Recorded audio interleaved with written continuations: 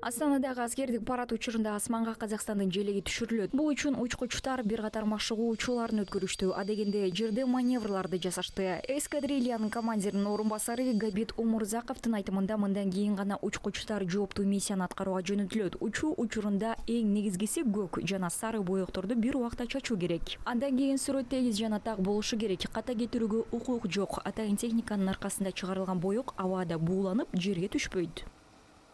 Да, в этом году нам удостоилась честь выпустить государственный флаг.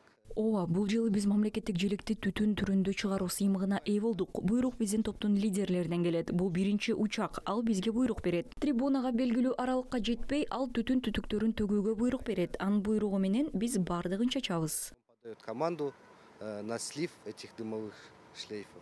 И мы по его команде все спускаем. Синхрондоштуруу жана инженердик тактык учактардын ортосунда да маанилүү. Анткени аба кемесинин бир нече сантиметр аралыкта башка 5 борт бар. Мы смотрим друг на друга.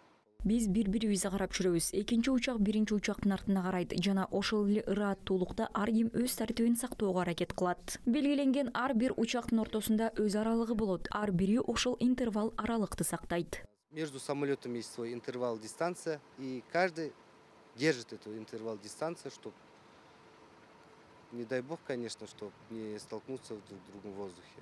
Эскерте кетсек, жеңиштин 80 жылдыгына арналган масштабтуу аскердик парад буга айынын 7-синде Астанада өтөт. Ага 4000ден ашык аскер кызматкери, 300дөн ашык аскердик жана атайын техника, ошондой эле 66 учак жана тик учак катышат.